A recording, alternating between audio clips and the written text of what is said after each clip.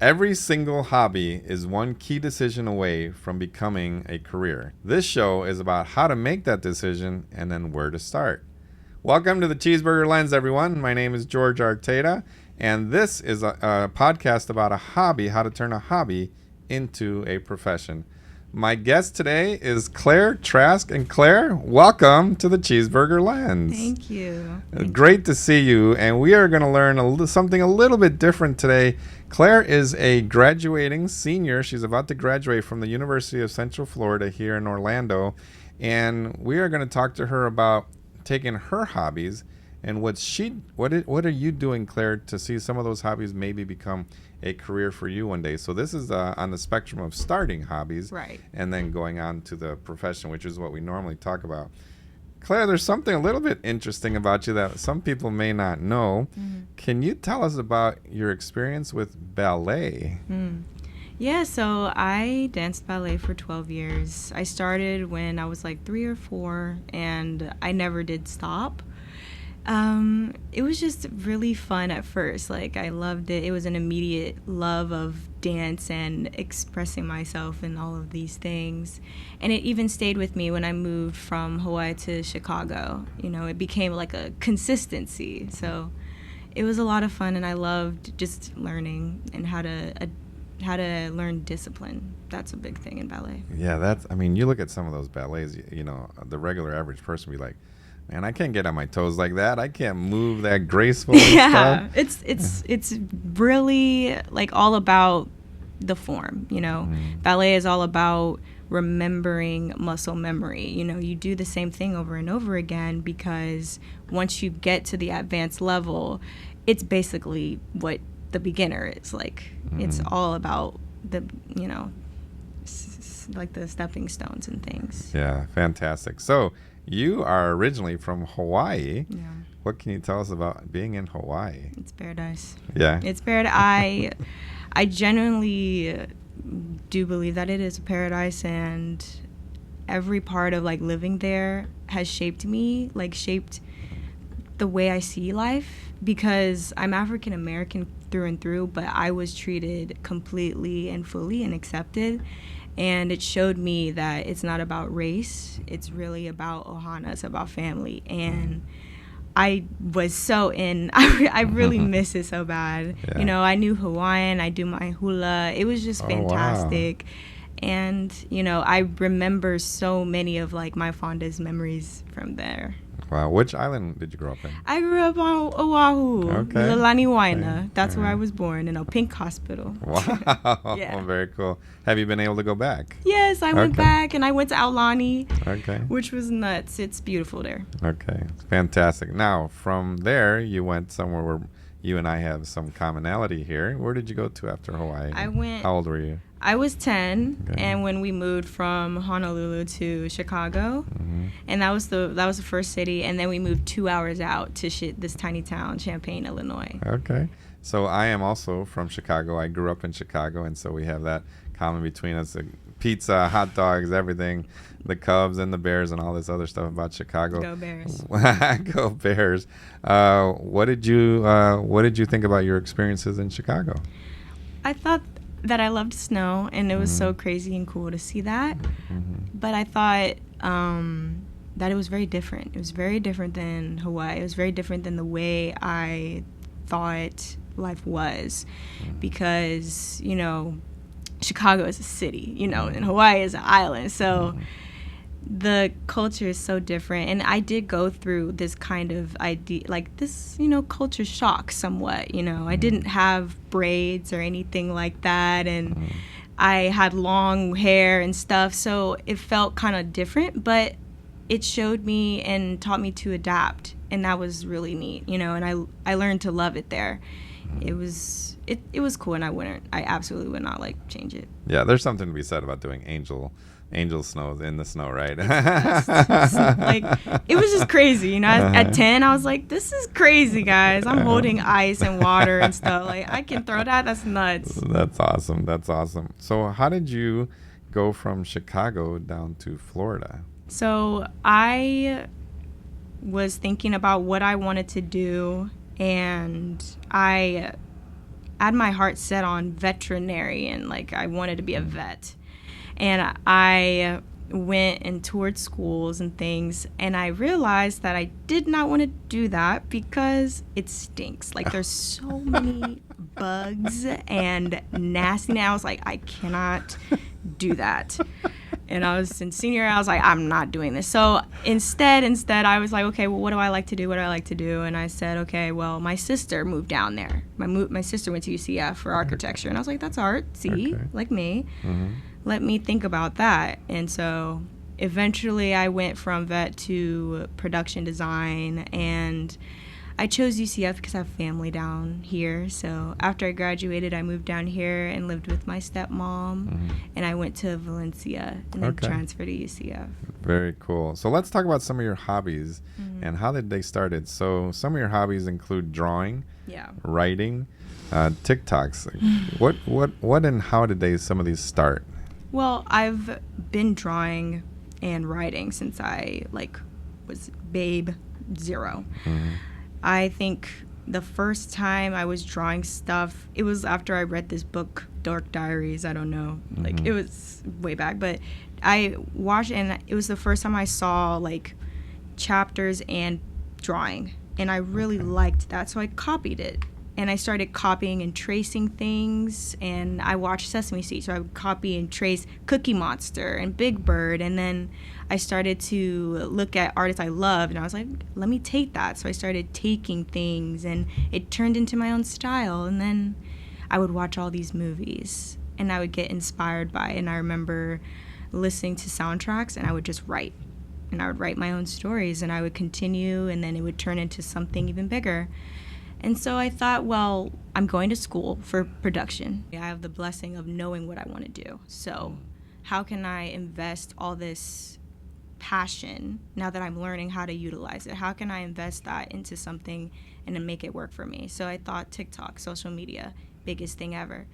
So then I started posting on there, and they liked it. And I was scared. Oh, my gosh, I was so frightened that they wouldn't like it. I was very worried. But they received it so well. They were like, this is so good. This is so nice. Like, I love this stuff. Blah, blah, blah. And, every day I just, consistency, and the more I've done it, and now I have, my own little following and stuff on there. So you mentioned something that a lot of people that are looking to take a hobby into a career or profession face all the time. And you mentioned the anxiety or are you going to get accepted? What helped you get through that? Because that's probably one of the biggest fears of people going from a hobby to a career. And how did you get through that, or what are some of the things that helped you that could help somebody out there? Yeah, well, firstly, I would say the anxiety sometimes won't go away. It will not go away. You have to do it anyway, because I've learned it's really about your mindset and what you're going toward, what is your goal. Because I had to remind myself, well, if I was already successful and I already had the goal of 1,000 or 10,000, whatever, not only would I not care about what the overall people are thinking, but I'm thinking I love what I'm doing, and that is why I'm sharing this. And so people, no matter what, are gonna like or hate it. Why don't I just do it because I want to do it? And when I would do that, I would get all the way through it, and I remember I'll go on my TikTok and it'll be post or drafts always, and my heart will be beating, but I have to press post. I have to press post. I remember go and do it, and then I'll literally close. I'll go to a different account and I'll close it, and then I'll go back and look, and it's so many people, and they're like, this is so good, this is amazing, blah, blah, blah. Because at the end of the day, it's about why you're putting it out. It's really about that. And when you remind yourself the why, it makes things easier, and then the anxiety goes away. You don't think about it as much. Yeah, so I got to see your social media stuff, and it is pretty cool.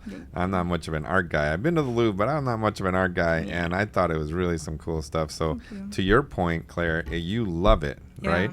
People out there love whatever it is that they love, and they should follow their heart, right? Yeah. And do whatever it is you need to do, whether one person likes it or a million people. I guess it shouldn't matter, as long as you're enjoying it and living the life that you want to. So I think that's really awesome. What are some of the things that you like to draw? I love to draw people. I like to draw my own characters. I have a lot of story, a lot of things like ideas. So I will draw characters, and I like to draw animals sometimes. I'm not that great at it yet. But I do landscapes as well. Anything that just comes to mind, I will build a world. That's kind of the thing I love to do.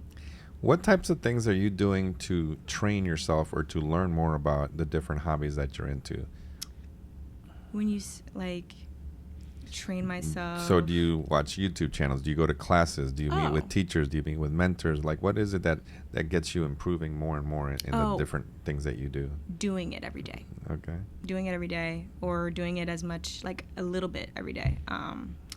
That, not overthinking it, not worried about how it looks all the time, because creativity is, it's not something you can control. You have to just continue to do it, because eventually it will look good. And definitely putting my best in learning spaces, like here as your intern and in school.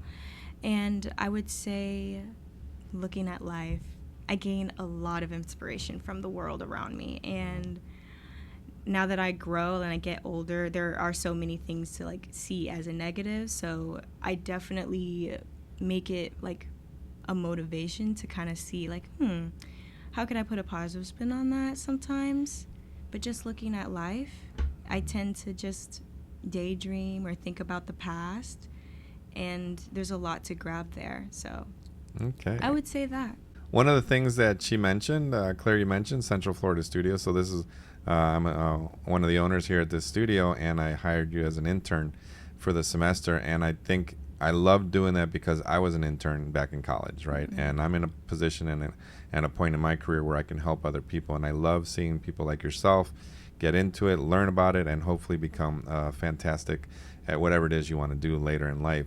So giving back is a big deal to me, and I love the fact that you are learning and taking advantage of the opportunity. So congratulations on that. Thank you. How about your writing? Did you ever have any kind of formal training or formal education to improve your writing? Not really. Okay. My writing is kind of just like a thing that I've always had. I've always had the urge to just do it. So I've never really learned, besides high school to teach.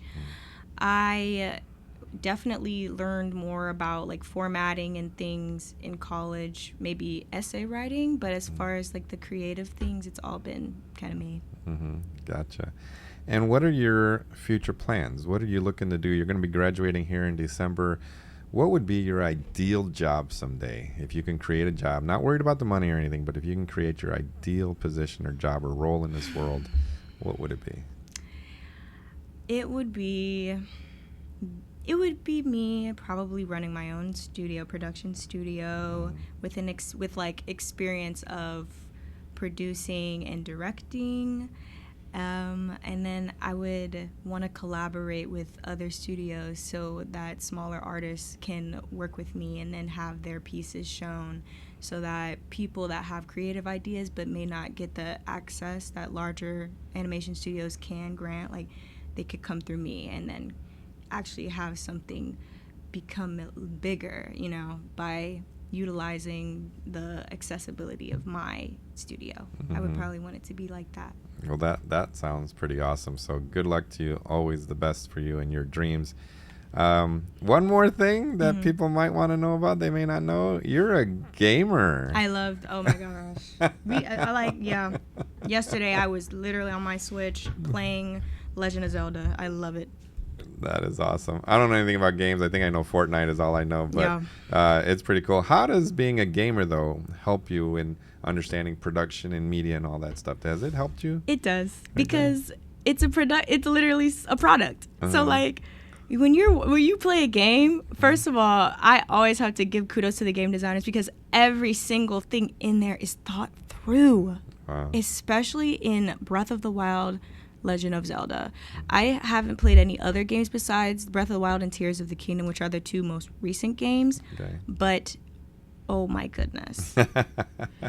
The characters, the story, and the mechanics are all impressive to a T. I haven't seen a more impressive in scale in a while. You know, GTA was really big because you can go everywhere, and Breath of the Wild does that very, very well. I would definitely say it makes me appreciate the time that it takes to make and code and do all of that, because, you know, you can play the game in any way, you know, and I think when you actually get to like sit and appreciate things that they actually got to design, it's like, wow, like it makes me feel more inspired in my own craft, you know, because it's like, dang, like I'm paying attention. I see that, you know, you see that and I see that, you know, and it inspires me to make my own things, you know, when those thoughts of no one cares. It's like, I care. You know, I'm watching the Breath of the Wild and I care about these tiny details that only like a handful of people have made. And it reminds me just how much it takes to make something like that. It's really cool. That is really awesome, Claire. So all the best to you in your final couple months here until you graduate and enjoying your final college time. Thank you. And all the best to you in your dreams, and hope life is good for you. Everyone, we had Claire Trask here today. It was great to hear the one side of the spectrum, right? She's just starting out in life, just starting her career, but she has hobbies and she's been doing them for a long time. And Claire, thank you for sharing that with us, and that other people out there, whether they're at their hobbies now and they're young, or whether they've been, you know, looking and thinking about turning it into a career, it's been great that you've been here to help us out. So thank you for your time today. This is the Cheeseburger Lens. My name is Jorge Arteta, and where we talk about turning your hobby into a career. Thank you for being with us, and we will see you next time.